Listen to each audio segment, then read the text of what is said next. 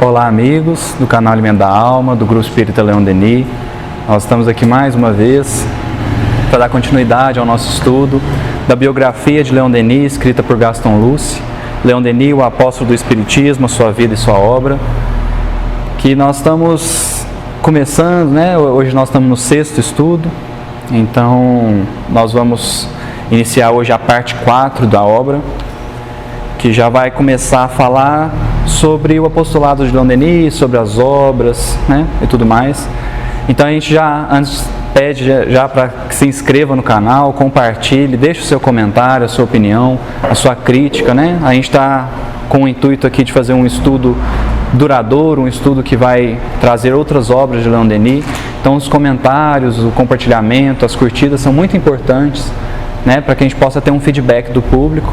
E a gente pede para que se inscreva no canal Alimento da Alma, no canal Grupo Espírita Leon Denis, ative o sininho aí, né, para receber as notificações, para que a gente possa alcançar cada vez mais pessoas, tá certo? Hoje então, nós paramos no último estudo, no início aí da parte 4, e hoje nós vamos para esse primeiro capítulo que chama Na Lissa. Lissa eu já achei interessante o título, né? Lissa vamos dizer assim, era um jeito de se cercar construções, né? Castelos, etc., na época medieval, e era também assim um delimitador de alguns eventos, de algumas coisas assim, né? Era acerca de uma área destinada a alguns eventos, algumas coisas assim. E aqui ele vai começar então a introduzir a vida de Leon Denis no sentido da doutrina espírita, né, da própria obra de Leon Denis. Então o título do capítulo já chama a atenção. Você falou alguma coisa, Rafa? Você ia falar alguma coisa? Então vamos lá. Logo no início do capítulo, ele já traz uma informação bastante importante. Ele diz assim, ó: o ano de 1882, então portanto Leon Denis tinha 36 anos, então o ano de 1882 marca em realidade o início de seu apostolado. No decorrer desse curso doloroso que o destino lhe impôs, Denis se fecha sobre si mesmo para melhor medir suas forças em face das duras etapas que deverá percorrer. Assusta-se por não se sentir em boa forma para travar um tal combate. Então aqui é um ponto importante já. Leon Denis meio que já pressente que ele tem assim, ele já foi avisado, né? Ele já foi alertado, mas aqui é como se ele se sentisse o peso da missão. É como se ele começasse a sentir que a coisa é séria e que talvez a saúde dele não corresponda. 36 anos, né? Para alguém que viveu 80 e poucos, então ele mais viveu doente do que saudável, né? Então, assim, e ele percebe, então, né, que o corpo já não está mais, já tem reclamado das vistas, né, reclama de saúde aqui. Então a gente já vê que a vida dele foi mais difícil do que fácil, né? E parece que é não vou dizer uma regra não, mas é bastante comum isso, né? Nós podemos pegar Chico Xavier, nós podemos pegar Eurípides Barçanufo, que são espíritos que vieram e se sacrificaram mesmo em prol, né? E é interessante notar, assim, que Leon Denis não estava com preguiça, ele não estava com desânimo, ele estava com medo, ele estava assustado de não dar conta. E mais ainda, né, não só a própria saúde dele, olha o que eles vão dizer aqui, um parágrafo para baixo.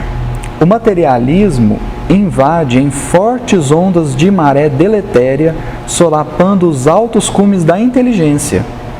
O positivismo domina na universidade. Então, por incrível que pareça, né, 1882, Kardec desencarnou em 1869. Na Revista Espírita, Kardec já diz várias vezes, né, os adeptos do espiritismo crescendo, muitos centros sendo abertos. Ele faz uma viagem em 1862, que nós comentamos aqui no último estudo. vai visitando as casas espíritas ao longo da França. Então, enquanto Kardec estava vivo, o espiritismo tinha sim os seus opositores, tinha sim os seus contraditores, mas parece que enquanto Kardec estava vivo, parece que o pessoal tinha um ponto de apoio ali, né? De 1869 a 1882, a gente vê um relato desse aqui. O materialismo invade em fortes ondas de maré deletéria, solapando os altos cumes da inteligência. Então, eu até comentava esses dias com um amigo meu, assim, né, que ateísmo, materialismo virou sinônimo de inteligência, né, e vice-versa. Então, o inteligente é ateu e o ateu é inteligente, né, o que é falso. Mas por que isso? Porque a religião tinha dominado o conhecimento por muitos anos, por muitos séculos, né? Isso então foi altamente prejudicial para a população, né? A religião dominar por tanto tempo com o conhecimento falso foi prejudicial. E isso então leva a um outro extremo, né? Aquilo que a gente comenta bastante, né? A gente entende assim a vida como um pêndulo, né? Os momentos sociais como um pêndulo. Horas, quando você está num extremo, você sai desse extremo indo para o outro, até que você retorna ao equilíbrio, né? Então a gente sai de uma época da Idade Média, que é o extremo que a religião domina. Qual que é o outro extremo, né? É o materialismo dominar. Então, Leon Denis vê esse cenário, vê o materialismo tomando conta. Positivismo que rejeita tudo que é teológico, tudo que é espiritual, metafísico. E ele sente uma missão de divulgar o espiritismo, de fortalecer o espiritismo, mas ao mesmo tempo o organismo não corresponde, né? Então é só para a gente tentar entender um pouquinho do cenário, né, que o Leon Denis está vivendo. É interessante você entrar nesse contexto. Eu li um livro uma vez, eu li um trecho só, acho que é do Herculano Pires, não sei, que fala sobre antropologia, sobre religião, acho que o homem e o tempo. Eu não lembro o nome do livro, mas tem uma parte lá que ele vai falar justamente isso que você falou, né? Que as religiões, elas andam... Eu vou colocar aqui numa figura de linguagem. É como se as religiões andassem em cima do muro. De um lado está a incredulidade e do outro lado o fanatismo, né? Porque a Idade Média é, de certa forma, um fanatismo exacerbado, né?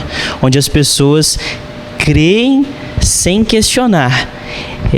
O Emmanuel cita muito bem isso lá no A Caminho da Luz, né? Quando ele diz que na época lá do jesuitismo, né, dos jesuítas, eles fizeram um dos maiores sacrifícios que se pode fazer na humanidade, que é sacrificar a própria consciência, né? Que é servir a uma religião sem ter nenhum tipo de reserva de consciência. Isso nunca pode ser bom, né? Nunca pode ser bom você fazer algo que às vezes, na maioria das vezes, provavelmente vai ir contra a sua própria consciência. E aí, pegando isso que o Gustavo falou, a gente sempre comenta isso, né? Que quando a gente vê uma coisa, a gente fala, não, é normal porque saiu do fanatismo, então com certeza agora vão cair na incredulidade. Não poderia ser de outra forma, é um movimento natural humano, é uma compensação que se faz em detrimento desse fanatismo exacerbado. E é interessante que quando a gente comentava isso, eu lembrei de quando a Joana d'Arc recomenda, no comecinho, não lembro em que trecho aqui, no comecinho ela recomenda para o Leon Denis, para ele tentar ser um pouco mais sóbrio e um pouco menos romântico, um pouco menos apaixonado, porque ele vai falar talvez muito mais para os incrédulos, né, do que para os fanáticos, porque agora é o momento, de certa forma, de atingir os... A gente mandava essa mensagem nessa semana, né? E por imperar a iniquidade, o coração de muitos esfriará. O que isso significa, né? Essa questão de que a iniquidade é uma desavença, uma contradição, né? Contrariar tanto as leis morais, tanto os ensinamentos religiosos, que as pessoas olham e dizem assim, é um absurdo a subversão que a gente vive hoje, a subversão humana, social, é um absurdo. Então, assim, da onde sai isso? Da iniquidade, né? Da contradição ali que a gente se opõe às leis, né? Se opõe aos ciclos naturais, às leis naturais, e a gente vai dissuadindo da própria realidade, né? A gente vai criando um mundo virtual e que vai gerando cada vez mais incredulidade, né? Mas assim, é o pêndulo, né? Hora tá de um lado, hora tá do outro. E uma hora a gente reza para que ele esteja equilibrado. E é isso, né? Assim, a gente vê esse movimento não só dentro da religião, né? Acho que em todo um contexto social a gente vê isso, né? Toda hora que um povo é oprimido, a hora que ele pega o poder, ele oprime. Então ele vai para o outro lado. Então a gente vê isso em muitos movimentos sociais, né? Mas o fato é que Leon Denis, então, com todo esse contexto, com todas essas angústias, ele ouve de Joana d'Arc, ou recebe a intuição de Joana d'Arc, o seguinte: coragem, amigo, disse-lhe Joana, estaremos sempre contigo na vida para te sustentar e inspirar. Nunca estarás sozinho. Os meios te serão dados a tempo para cumprires a tua obra. Eu achei isso aqui magnífico, né? Eu falo assim, às vezes quando a gente, né, ele estava angustiado aqui, ele estava assustado, ele estava com medo de não dar conta. De repente você ouviu uma mensagem dessa, né, você recebeu uma mensagem dessa, nunca estará sozinho, né? A gente sabe que a gente não está, né? Hoje com a doutrina espírita, né, com tudo esclarecido, a gente sabe que nós não estamos. Mas ouvir isso, receber essa mensagem, né, já é um alívio, né?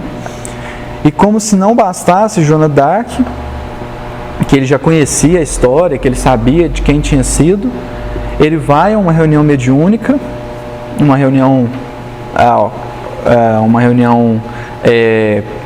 de efeito físico, no caso, né, pelo que ele descreve aqui, uma reunião iguais às da época de Kardec mesmo, e lá ele vê pela primeira vez, vê uma comunicação pela primeira vez de Jerônimo de Praga.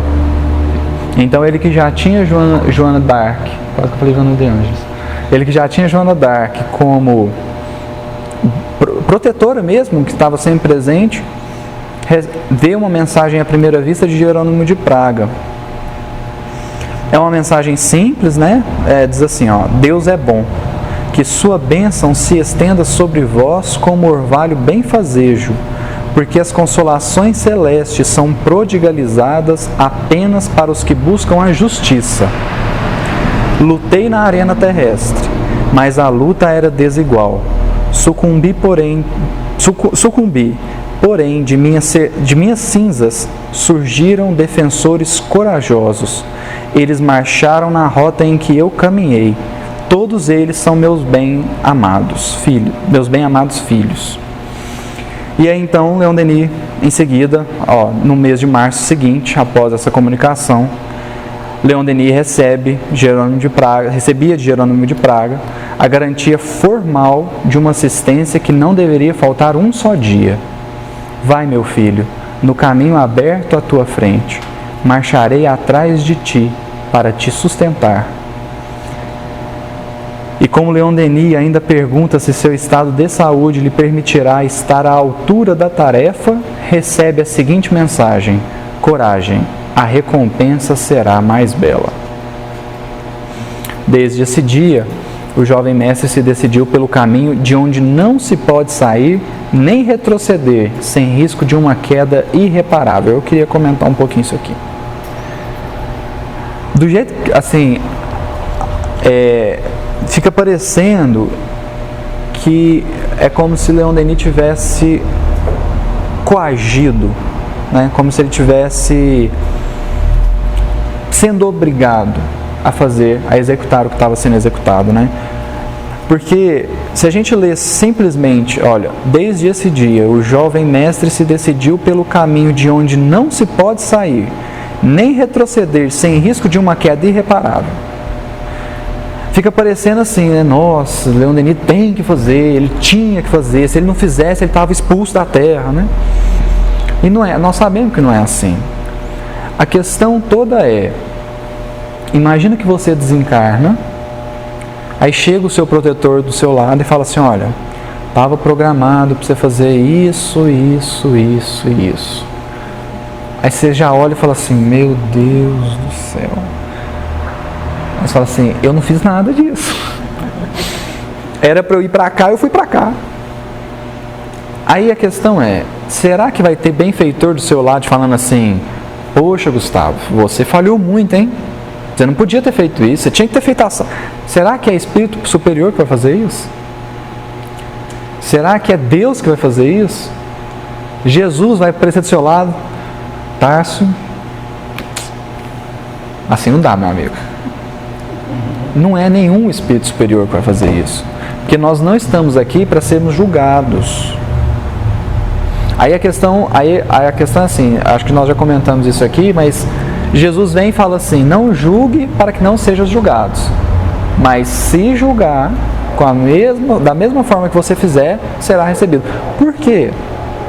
Não é espírito superior que faz isso, somos nós. Somos nós mesmos. Então por que o Gaston Luz fala isso? O jovem mestre se decidiu pelo caminho de onde não se pode sair nem retroceder sem risco de uma queda irreparável. Porque tem um plano traçado e ele vai tentar seguir esse plano. Só que se ele não seguir, ele mesmo vai cair numa autoflagelação, ele mesmo vai julgar a si mesmo, ele mesmo vai se condenar. Então não dá para você abrir mão do seu plano reencarnatório sem que você, antes de desencarnar ou depois de desencarnar, não tem jeito de você abrir mão do seu plano reencarnatório sem que isso te traga arrependimento, no mínimo, né?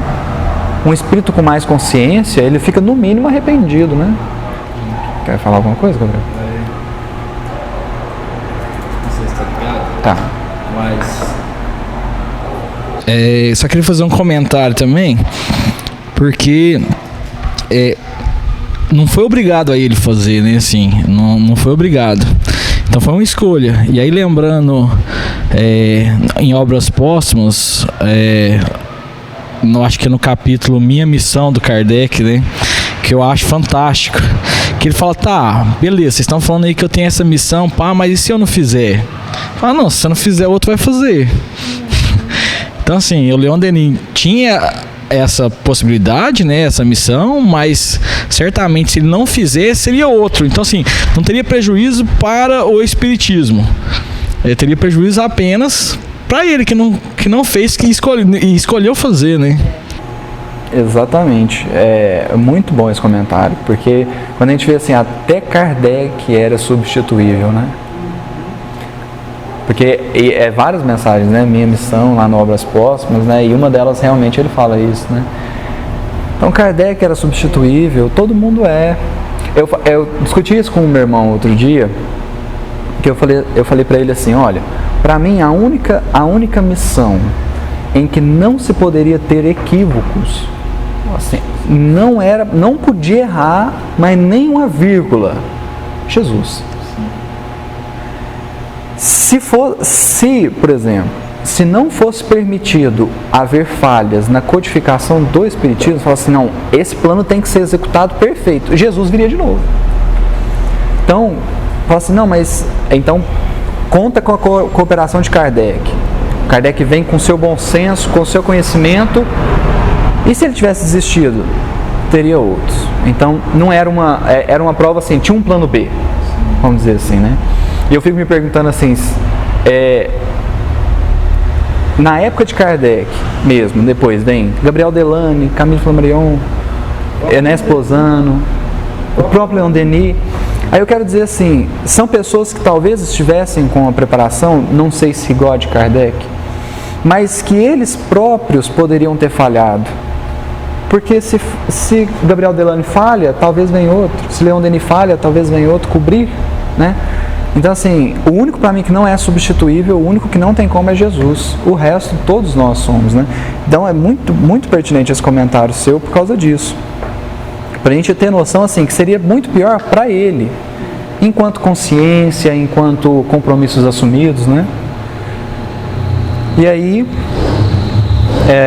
os 10 anos, né, que os guias tinham falado, chegam, e aí sua resolução, porém, está tomada para o futuro, escolheu o seu lema, sempre mais para o alto. Eu não sei se isso aqui é o que eu costumo ouvir é sempre para o mais alto, né? Ou ou para frente e para o alto, né? Mas aqui ele trouxe como sempre mais para o alto. E Leon Denis realmente ele se refere muitas vezes, né, na sua obra, na sua obra essa menção à altura, né, à elevação. Bom, aí nós vamos começar a falar aqui então, primeiro contato, né, primeiro momento em que Leon Denis começa, assim, ele já tinha visto Kardec, ele já tinha lido algumas coisas espiritistas, mas aqui ele começa a se envolver no movimento espírita, né? Em 31 de março de 1881, pediram a Leon Denis para proferir a tradicional homenagem no túmulo de Allan Kardec. Kardec tinha desencarnado em 31 de março de 1869, né? No cemitério Père Lachaise, não vou saber pronunciar. Em dezembro de 82, começa a tomar parte nos trabalhos do Congresso, né, de que viria a resultar na fundação da Sociedade dos Estudos Espíritas. E aí a gente vai vendo aqui que Leon Denis começa a se destacar na questão da divulgação propriamente dita, né? E eu olho muito assim, eu sempre faço essa comparação, né? Kardec teve ali 12 anos, de 57 a 69, para publicar as 5 obras, para publicar as revistas, para responder as cartas, né? Não publicou só as 5 obras, né? E nem só as revistas, publicou outras, acho que se a gente for contar, 5 obras básicas, 12 revistas espíritas, já dá 17. Aí tem livro de obsessão, tem livro A Viagem Espírita de 1862, tem o livro Principiante Espírita, acho que se a gente for contar mesmo, o que é o Espiritismo, dá umas 25 obras. Em 12 anos, fora carta, fora fundar a Sociedade Espírita, Sociedade de Estudos Espíritas Parisiense, fora todo o trabalho, aí eu falo assim, talvez Kardec não pôde ou não teve condição de divulgar o Espiritismo falando. Ele fez muitas palestras, o livro Viagem Espírita de 1862 é palestras de Kardec, mas não encaixa, não tem como. Então a gente vai ver da necessidade dos outros, né? Das pessoas em torno dele que tiveram contato ali no primeiro momento com a sua obra. E Leon Denis então vai destacar como um divulgador, né? Aí a gente vê assim a missão que Leon Denis teve em palestras, né? Com os livros também, mas a gente vê palestras, congressos, né? Aí aqui nessa assembleia que ele é convidado a falar, a ata da reunião diz assim: o que não podemos registrar. Então Leon Denis faz uma palestra, faz um discurso. O que não podemos registrar, disse a ata da reunião, é o calor, a inspiração, a majestade da linguagem do eminente conferencista. A assembleia estava presa à sua voz. Sentia-se sua alma vibrar sob as palavras comovidas do orador. Isso aqui é fenomenal. Por quê? Essa última frase. Sentia-se sua alma vibrar sob as palavras comovidas do orador. Quando a gente fala, né, tem no livro Caminho, Verdade e Vida, o Emmanuel, capítulo 38, o Emmanuel vai falar... ele vai comentar uma passagem do Evangelho de Marcos, que Jesus diz assim: vamos até as aldeias para que eu ali também pregue, né? Para que eu ali também... E o título do capítulo é Pregações. E aí o Emmanuel vai discorrer no capítulo que a missão ou o conceito da palavra pregação foi erroneamente deturpado. Isso. Ele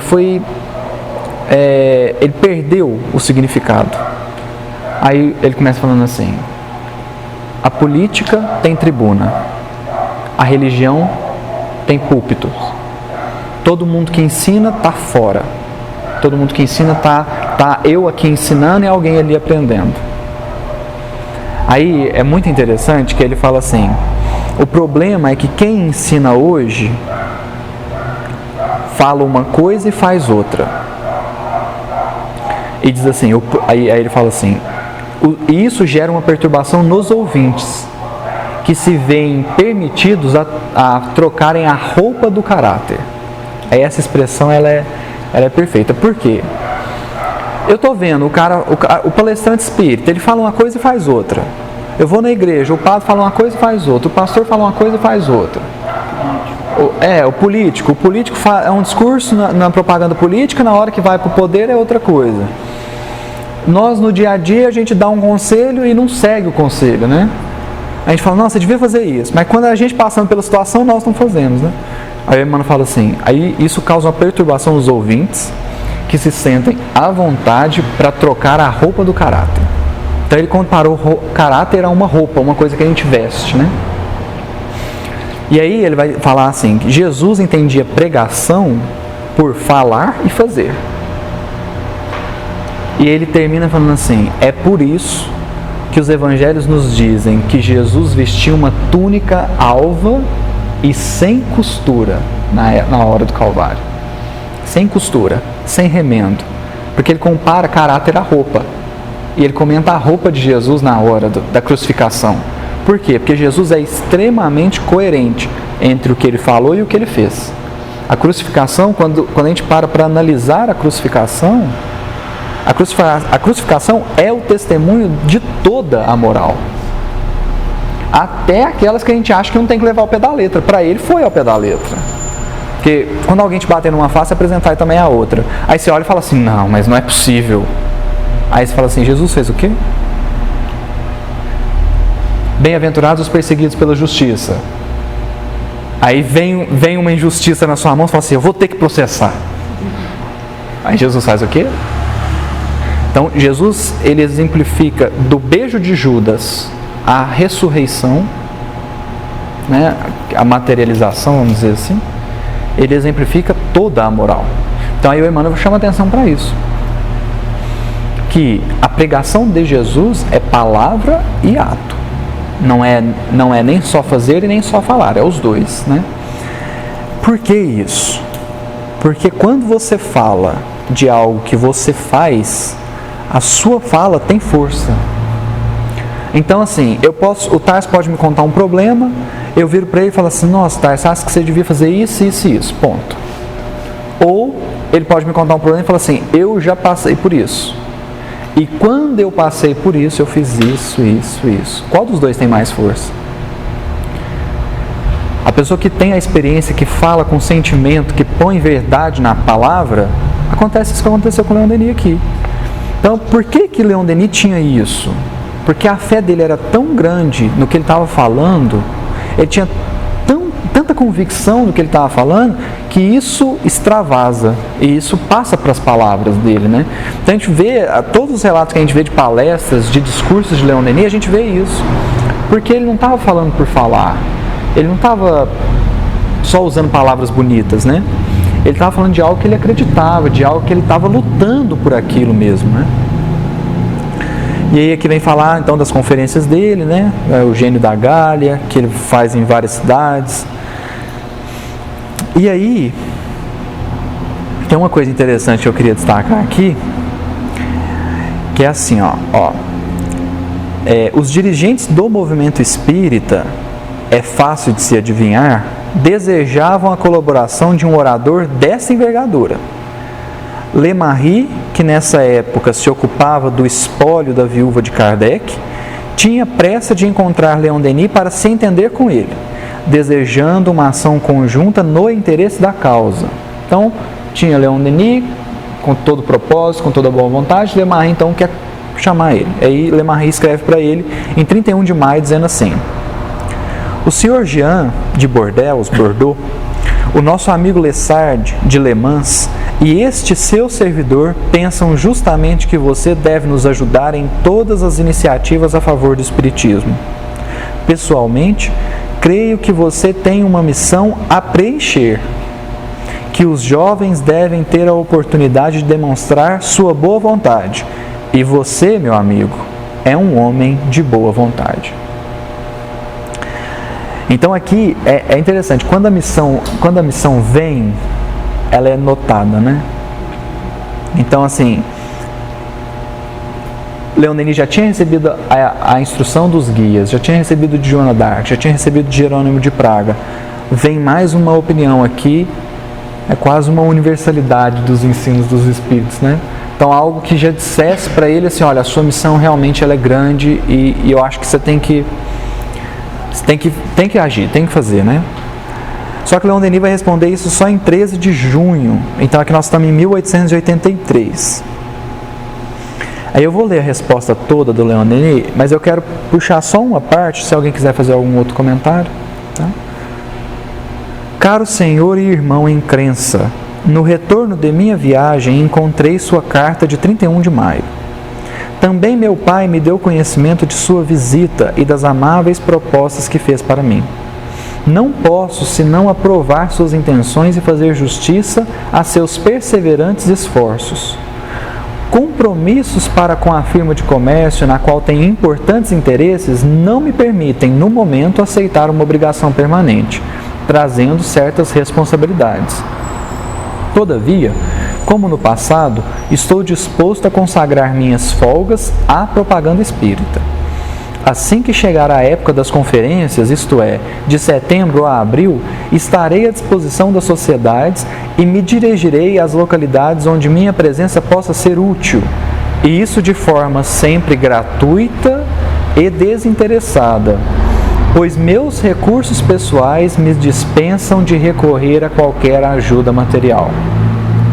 Nesses limites, ficarei feliz em juntar meus esforços e meus meios de ação aos dos homens sinceros, que pela divulgação da doutrina espírita trabalham na elevação moral e intelectual da humanidade. Bom, aqui a gente já vê, a gente vai concluir o que o Gaston Luz coloca aqui depois. Leon Denis nunca se comprometia levianamente. Então ele sabia que ele não poderia assumir um compromisso perpétuo, um compromisso permanente. Não dava, ele não iria conseguir. Mas o que eu queria chamar a atenção aqui é: estarei à disposição das sociedades e me dirigirei às localidades onde minha presença possa ser útil, isso de forma sempre gratuita e desinteressada. Se ele tivesse parado aqui, se ele tivesse feito um ponto aqui, aí a discussão ia ficar bem difícil. Mas ele pôs uma vírgula. Pois meus recursos pessoais me dispensam de recorrer a qualquer ajuda material. Isso aqui, por que eu estou puxando isso aqui? Porque nós estamos num momento de congressos espíritas e de eventos espíritas e de, enfim, que muitos estão sendo criticados porque são pagos. A gente tenta justificar, a gente tenta argumentar, mas muitas pessoas criticam os eventos pagos, falam assim: nós estamos privando as pessoas de terem acesso. Eu já ouvi isso muito. O evento pago priva as pessoas de terem acesso ao evento. Aí eu pego o Haroldo aqui, pego a resposta do Haroldo, quando perguntaram para ele assim: Haroldo, não dá para fazer um evento com você, com o Rosângela, com o Divaldo, gratuito? Aí o Haroldo respondeu assim: não existe evento gratuito. Alguém tem que pagar. Você vai fazer um evento, você vai pôr as pessoas onde? Aí você fala: vou fazer um evento para 5.000 pessoas. Ainda que você consiga o lugar. Fala: não, mas fulano deu o lugar. Fala: não, então o fulano está pagando. O fulano que você deu o lugar está pagando. Aí beleza, 5.000 pessoas. Como é que você vai fazer para 5.000 pessoas ouvirem? Uma pessoa lá na frente falando, ela não vai ser escutada. Então nós vamos precisar de som, nós vamos precisar de microfone, nós vamos precisar de luz, dependendo do local. Isso tudo tem custo. Aí fala assim, aí a pergunta do Haroldo no final é assim: aí nós vamos colocar o evento para poucos pagarem ou para muitos pagarem? Nós vamos deixar uns poucos pagando ou nós vamos dividir os custos? Não estou dizendo que não tem evento em que as pessoas cobram mais do que devem. Não estou dizendo isso. Mas a generalização, ela é problemática. Porque do mesmo ponto que tem evento que às vezes cobra muito mais do que deve e que às vezes coloca coisas demais, né, que acabam encarecendo o evento, tem evento que você vai ver a conta, é quase que é uma divisão mesmo. O preço dividido pelo número de participantes. E aí o que eu chamo a atenção aqui? Pode falar. Eu também achei interessante essa fala dele e acho que também até a vírgula é comum. Depois da vírgula mostra que o cara é diferenciado, né? Porque até se a gente for pegar isso que você disse, ele além de fazer a palestra, ele tinha a consciência de que ele também poderia ajudar financeiramente. Porque se ele fala pode deixar que eu arco com os custos da minha ida, etc., ele também ele se vê como um servo mesmo, né? Eu tô indo intuído para fazer a palestra, não sou só eu, e tô auxiliando financeiramente. Isso também remonta até mesmo a nossa conduta no centro espírita, né? Assim, de ter que fazer eventos para sustentar o centro espírita, sendo que quem usufrui do centro espírita, se tivesse a conduta do Leon Denis, falava, não, peraí, aqui ó, a minha parte. Perfeito, Gabriel, porque aí inclusive o Haroldo chega a tocar nisso, né? Porque ele começa respondendo sobre eventos, mas ele fala assim, a energia da casa espírita alguém está pagando, a água da casa espírita alguém está pagando, o copinho que serve a água do passe alguém está pagando, então tem alguém custeando, né? E aí é isso, né? Assim, aí a gente vê assim que o Leon Denis tinha essa noção, mas ele podia pagar. Porque é sempre isso. Ninguém é obrigado a nada. Mas se puder, eu posso ajudar. Eu posso fazer. Eu posso bancar a minha ida, né? Aí a gente vê aqui isso que você comentou, Gabriel. Ele realmente se vendo como o servidor, né? E que talvez isso falta na gente, né? Esse entender do servir pelo servir, né? Eu lembro uma questão do Livro dos Espíritos, eu não vou lembrar o número certinho. Kardec pergunta assim, abstração feita dos vícios e defeitos. Qual outra característica da imperfeição moral? Você fala assim, que? Da inferioridade moral, né? Aí você fala, olha a pergunta, abstração feita dos vícios e dos defeitos. Qual a outra característica da imperfeição moral? Eu diria assim, nenhuma. Zero. Você tirou vício e tirou defeito, não sobrou um espírito puro. Você desmonta, né? Aí os espíritos respondem, o interesse pessoal. Aí você fala assim, como assim o interesse pessoal? Aí ele fala assim, muita gente age pelo interesse pessoal. O que é o interesse pessoal? É o que alimenta o egoísmo. É aquilo que alimenta o orgulho. E ele é a fonte da fonte, né? Aí eu lembro uma história de São Francisco de Assis. São Francisco de Assis, próximo do desencarne, ele começa a notar que os seguidores dele não vão continuar a obra da mesma forma. Ele começa a perceber assim, vai desviar. E ele ficou muito triste por causa disso. Porque ele viu um esforço de anos, de décadas, que a hora que ele desencarnasse, ia desviar. Aí ele procura a irmã Clara e conta para ela o drama, né? Aí, o São Francisco de Assis, eu não sei se todo mundo conhece, mas foi uma pessoa que abriu mão de tudo quanto é bem material durante a encarnação inteira. Tudo. Ele se doou mesmo, ele abriu mão, ele vinha de uma família rica e ele abriu mão de tudo, né? Até o episódio em que ele tira a roupa na praça e dá para o pai dele e fala assim, não quero mais nada seu, não quero nada, não é isso que eu preciso, né? E aí, então é um voto de pobreza, né? Ele vai à irmã Clara, conta o drama e fala assim, Francisco, pai Francisco, né? Eu já sei por que o senhor está tão triste. Aí ele falou assim, mesmo? Falei, por quê? Porque o senhor é muito apegado aos bens materiais. Eu? Né? Aí ela explica. A obra não era dele, era do Cristo. Por que ele estava triste se a obra fosse desviar? O que é isso? Para mim, interesse pessoal. Esse é o interesse pessoal. Porque o que era a obra dele? A obra dele era para ele? Não era. Então não dá para falar que é egoísmo, né? Mas ele tinha aquele interesse pessoal de que a coisa evoluísse, de que a coisa fosse para frente, né? Aí é muito apegado aos bens materiais, né?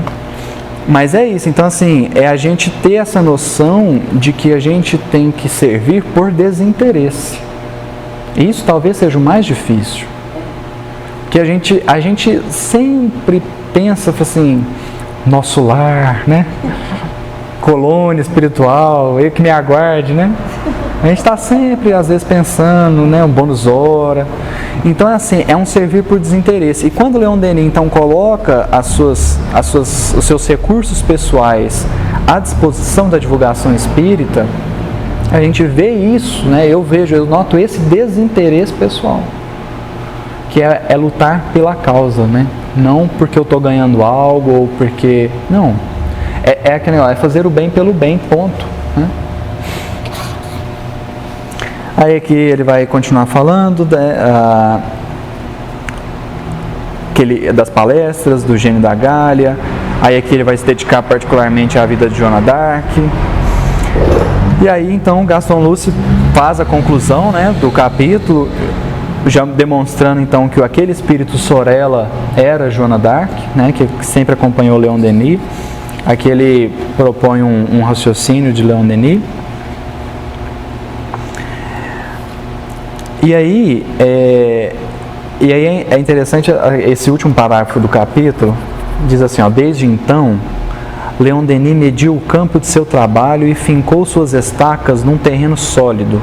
Toda a doutrina de Kardec devia se movimentar no Ocidente ao redor de um ponto central, que é o ideal celta tocado pela graça cristã, sendo o Espiritismo um dos aspectos da irradiação da eterna verdade. Um dos aspectos, né? Um dos aspectos.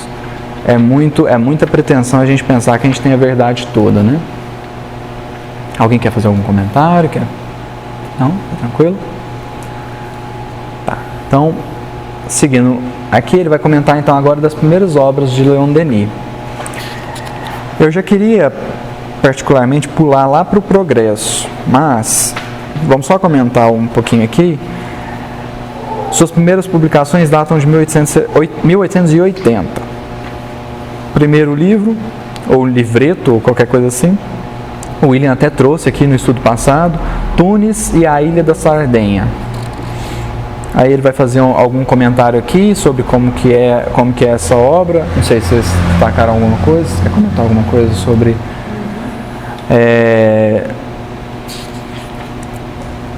Depois ele vai comentar, aí aqui como é que se diz? É o sonho de consumo do William, né? O médico de Catânia. Mais lá pra frente, aqui do livro eu estou na página 107. Não sei que página que é o PDF. Que página que é o PDF? Tem 70, 71. Né, nas obras que ele comenta bastante sobre a obra Tunis, né, e a Ilha de Sardenha. Aí mais para frente ele começa a falar das novelas, né, que Leon Denis escreveu, O Médico de Catânia e Giovanna. Giovanna hoje, que eu saiba, ele é publicado junto com o livro O Porquê da Vida na edição da FEB. A edição da FEB tem o livro todo, O Porquê da Vida, tem algumas cartas, tem 6 cartas que são períodos antecedentes a Leon Denis, e por fim eles colocam o romance Giovanna. O Médico de Catânia, ninguém sabe. O William, coitado, toda vez que fala desse livro, fala assim, se alguém achar esse livro, porque tem uma nota de rodapé aqui, né? O Médico de Catânia é o mais antigo dos dois, então o Médico de Catânia vem antes de Giovanna. Tem uma nota de rodapé, que é do original francês, diz assim, novela inédita encontrada nos papéis do mestre. Eu chego a pensar se isso aqui já foi publicado, né, ou alguma coisa assim. Você quer comentar alguma coisa? Você pulou aqui, eu fiquei para trás. Não, é porque eu queria só fazer um comentário antes. Quando ele começa a falar sobre Joana d'Arc, é porque eu tô aqui advogando pela Gália, né? Eu sou advogado da Gália aqui no grupo. Mas é porque tem um detalhe muito interessante aqui, pra gente entender um pouco até vamos dizer, estratégia, né? Estratégia ideológica, estratégia de divulgação, até talvez como Leon Denis via o espiritismo, né? O que Leon Denis via de interessante, de diferente no espiritismo que talvez a gente não enxergue assim tão nitidamente quanto ele viu. E aí o Gaston Luce vai referir o seguinte sobre ele. A partir desse momento em que ele começa a explorar a vida de Joana d'Arc, como essa palestra que tem como tema o gênio da Gália, ele diz assim, o Gaston Luce sobre o Leon Denis. Desde então, Leon Denis mediu o campo de seu trabalho e fincou suas estacas num terreno sólido. Toda a doutrina de Kardec devia se movimentar no Ocidente ao redor de um ponto central, que é o ideal celta, tocado pela graça cristã, sendo o Espiritismo um dos aspectos da irradiação da eterna verdade. Então eu acho que isso aqui tem muita coisa aqui, né? De uma riqueza, esse parágrafo, né?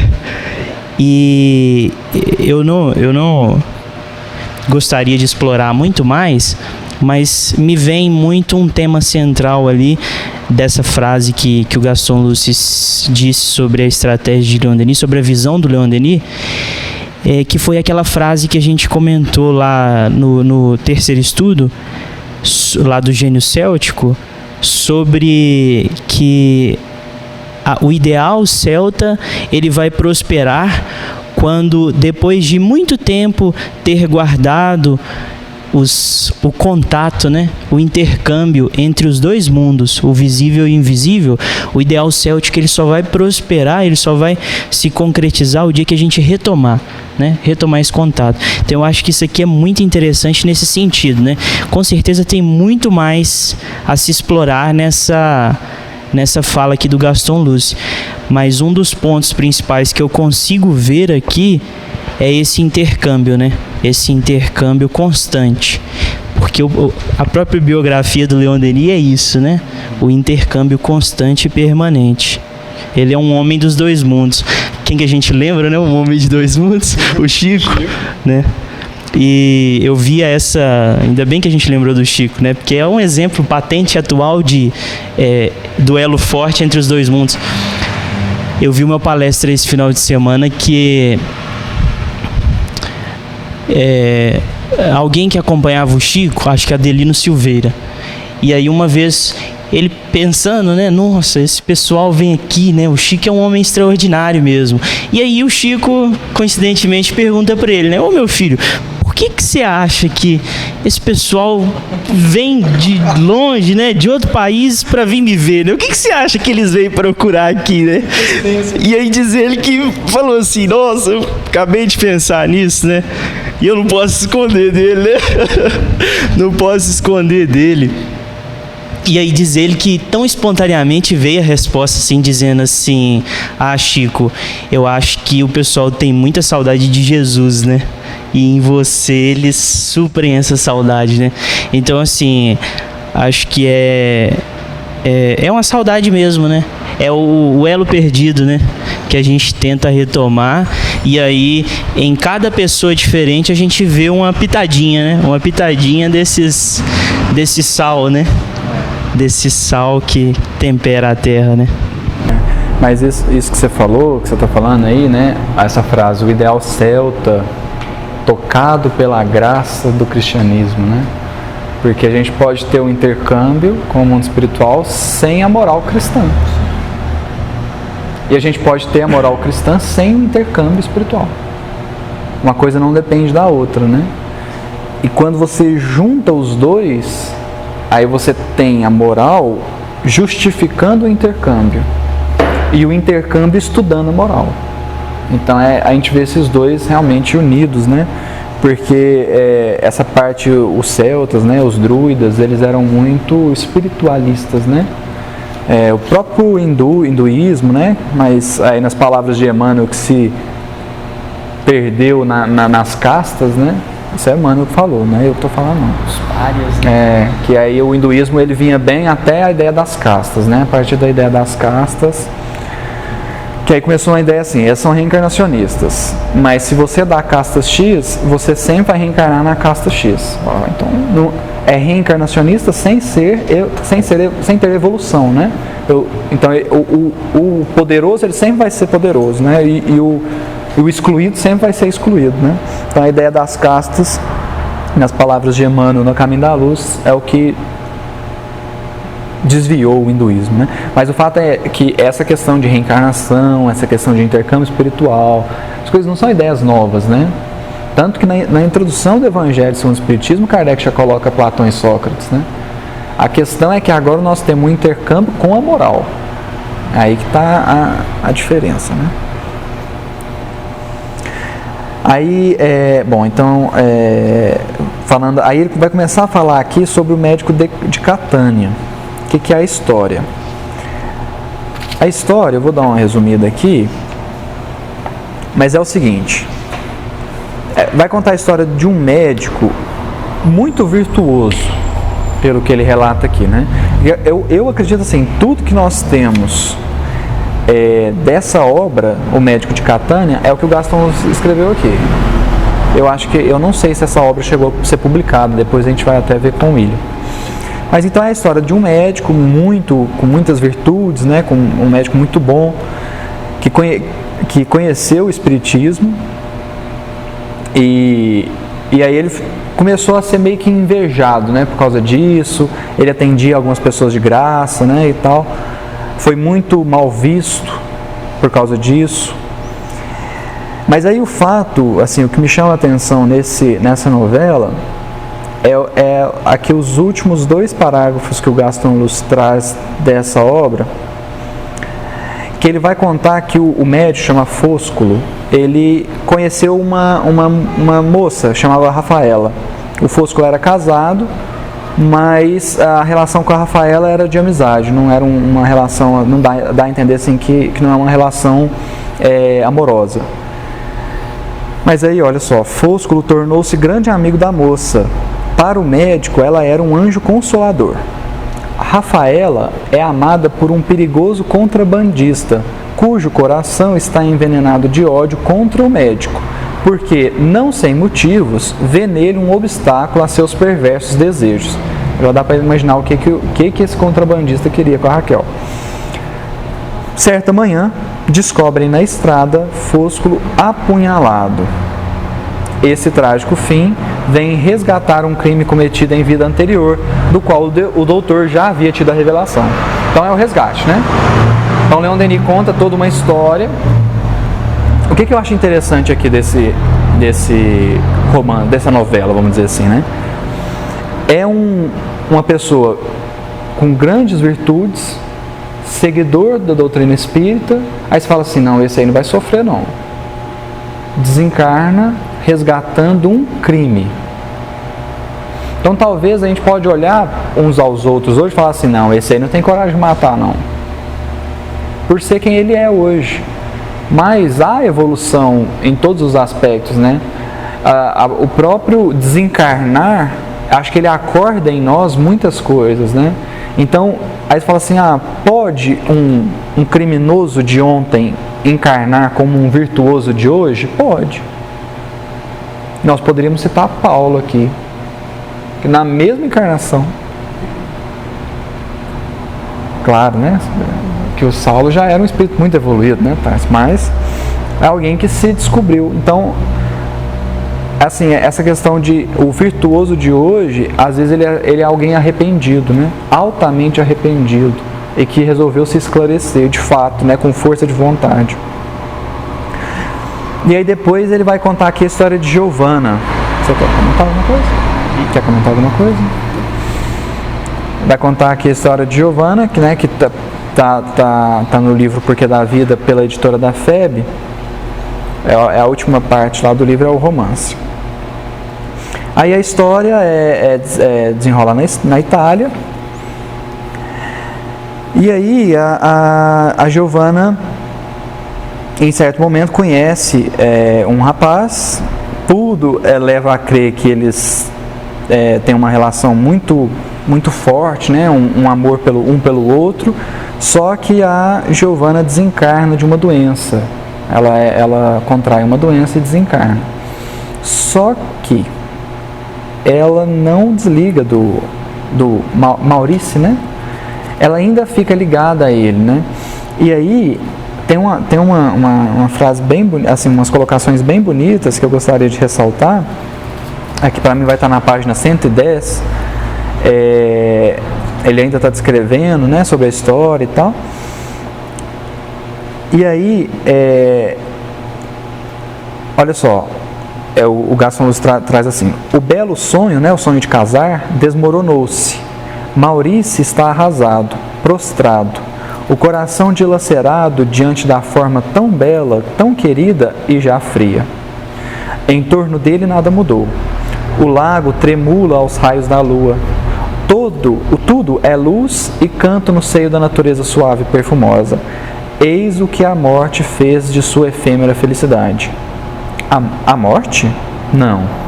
A morte é apenas uma ilusão.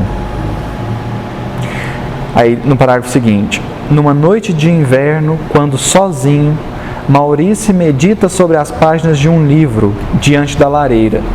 Medita sobre a página de um livro.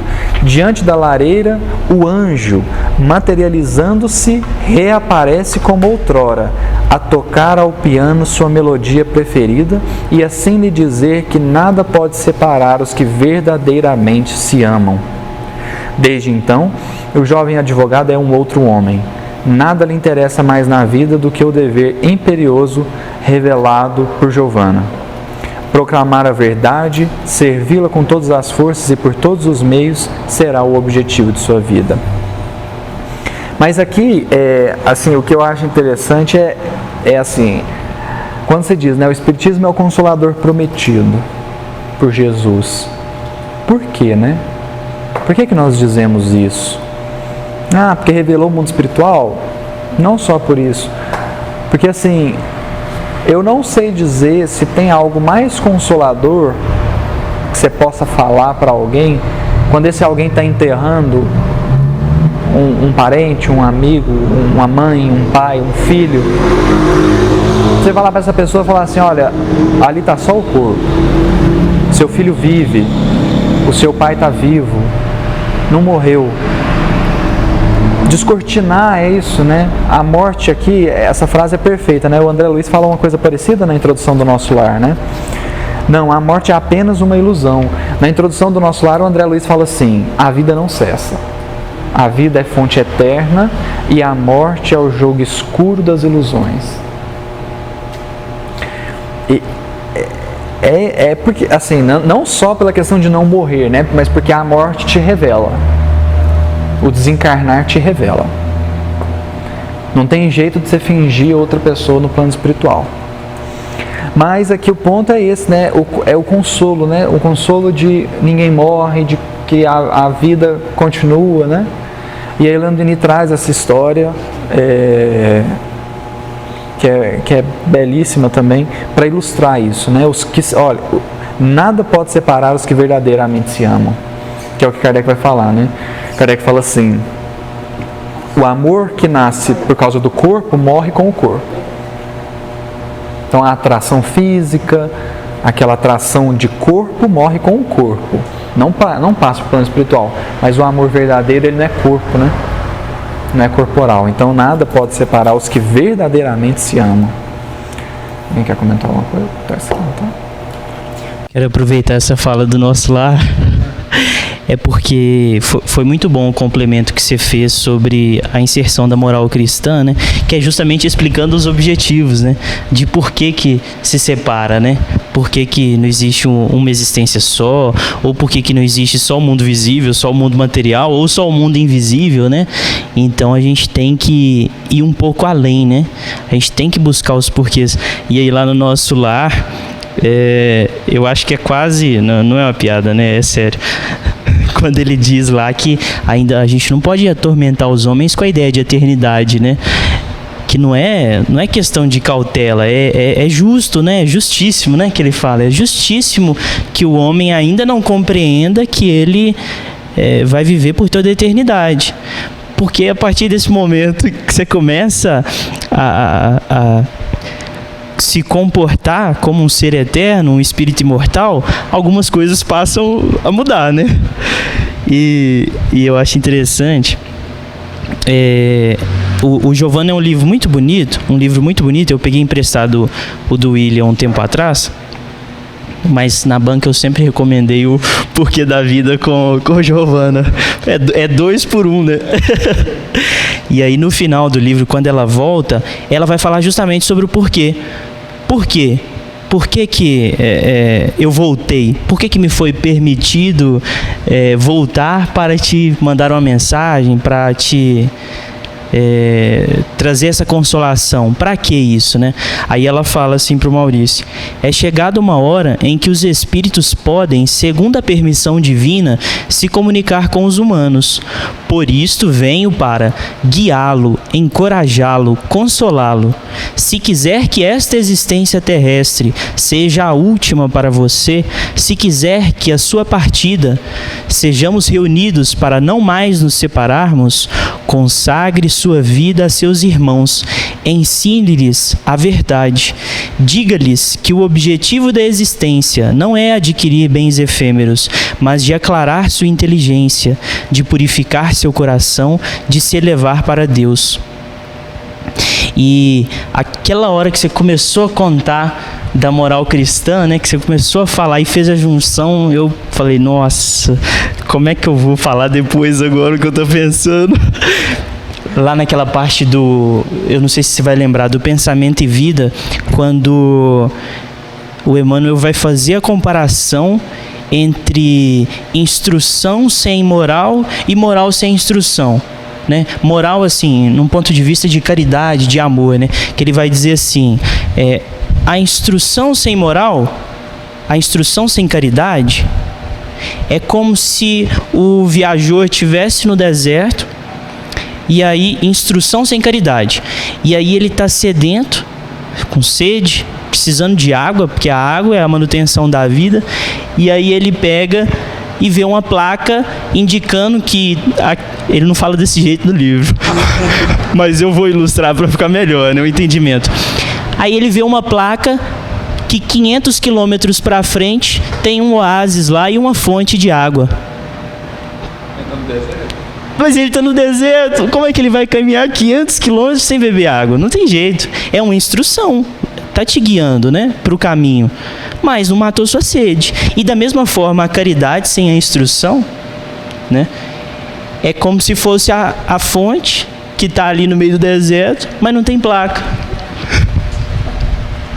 E aí, assim, fica sempre à margem ali, né? E são as duas asas do anjo, né? O amai-vos e o instruí-vos. Eles se casam, e nesse momento em que a gente vive um processo de amadurecimento da humanidade, né? Que é a separação do trigo do joio, porque o trigo ele já está maduro, né? Então, nesse momento em que a gente começa a amadurecer enquanto humanidade, a gente já começa a colher mesmo os primeiros frutos desse desenvolvimento, né? Tanto do intercâmbio com o mundo invisível, quanto dos propósitos, né? O porquê de ser como é, né? Só antes, o Gabriel quer comentar, mas antes, tem uma mensagem do Emmanuel que ele fala algo bem parecido, chama Mais Luz. Eu não vou lembrar o livro que está, mas a mensagem chama Mais Luz. Ele diz assim: a sabedoria é o caminho, o amor é a luz. Tira qualquer um dos dois. O caminho sem a luz e a luz sem caminho, né? Então, é as analogias do Emmanuel, né? O Emmanuel tem... É a própria de quem sabe, né, o que está falando, né? É as analogias perfeitas, né? A sabedoria é o caminho. Então, é onde que você tem que traçar, por onde você tem que ir. Mas o que vai iluminar seu caminho, né? Você vai seguir para onde? Como é que você vai ver o seu caminho, né? Aí é o amor, né? Não, só aproveitando o trecho que o Tarso leu, e comentar um pouco da questão da consolação do Espiritismo, que você bem falou, né? Você falar para uma pessoa que a pessoa é imortal, que ela não vive, que ela continua viva, para uma mãe, para um familiar, é consolador, mas o Espiritismo vai além, né? Ele, além de falar que é imortal, ele fala que é possível o intercâmbio, ele fala que é possível o intercâmbio pela intuição, que não há barreiras físicas para isso. Fala que se cometeu algum erro, ele é amado do mesmo jeito e não vai para o inferno. Então, assim, o Espiritismo ele é consolador porque ele vai mais e mais e mais do que a própria imortalidade, que algumas, ou todas, né, as espiritualistas já trazem a questão da imortalidade, né, talvez não a da reencarnação. E aí na fala que o Tarso leu, ela fala, ó, se eu não me engano, agora temos pelo menos a possibilidade do intercâmbio, já chegou o tempo, a permissão do intercâmbio, né? É isso mesmo, né? Porque eu estudava ontem sobre a questão dos laços de família, né? Então o Espiritismo, aí o Kardec vai dizer no Evangelho assim, o Espiritismo fortalece os laços de família. Aí, por quê? Porque nós temos 4 possibilidades. A possibilidade materialista, morreu, acabou. A possibilidade panteísta, que é morreu, volta para um todo, perdeu a individualidade, né? Então perdeu os laços de família. Também, moral. Perdeu tudo, perdeu o conhecimento, moral, tudo. Temos a doutrina, temos o que a igreja ensina, e a igreja que enquanto instituição, não é propriamente, não está atacando nenhuma pessoa, né? Ele está atacando o pensamento, ele está combatendo o pensamento, ele fala assim, aí da igreja você pode ou não manter a relação. Por quê? Se eu desencarno, vou para o inferno e meu pai vai para o céu, nunca mais eu vou ver ele. Aí o Kardec fala assim, a única chance é se os dois forem para o mesmo lugar. Assim, o que vai ter de gente querendo ir para o inferno, não? Assim, nossa, eu estou no céu aqui, mas meu filho está no inferno, preferia estar lá. E ele fala assim, e da doutrina espírita? Porque a doutrina espírita não só vai dizer que a pessoa não morre, que ela não deixa de ser amada, tudo isso que o Gabriel falou, como também vai dizer assim, nós podemos nos encontrar um dia, né? A gente pode não só encontrar no plano espiritual, como reencarnar juntos de novo. Que é o que ele vai dizer nesse item. Que ele fala assim, fortalece porque muitas vezes nós estamos, na maioria das vezes, nós estamos encarnados no meio de pessoas que nós já temos relação, né? Que nós já somos próximos. Então, e aí é o consolo, né? Pode ir. Eu tenho que aproveitar isso que você falou, que me lembra demais aquele filme do Robbie Williams, né? Do Amor Além da Vida, não é? O nome daquele filme?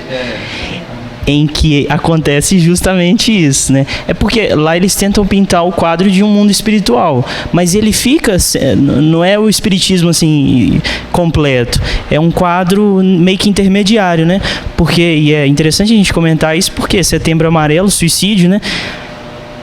Ela suicida e aí ele vai até o inferno, né? Que é aquele loop em que ela vive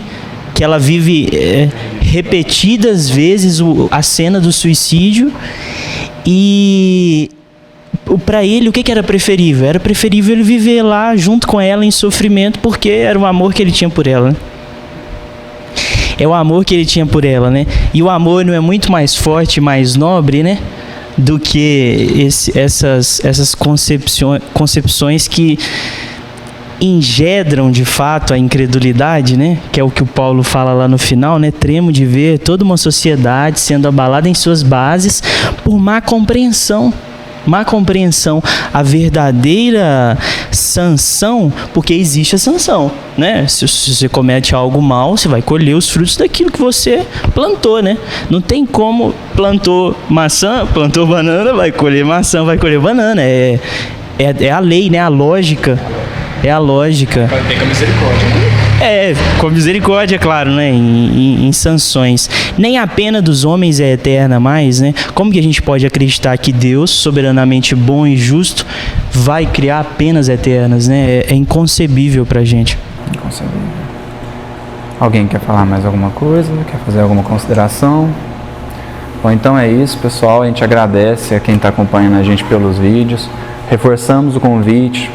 Comente, curta, compartilhe, se inscreva nos canais do canal Alimento da Alma, no canal do Grupo Espírita Leon Denis, que a gente possa continuar divulgando, atingindo mais pessoas.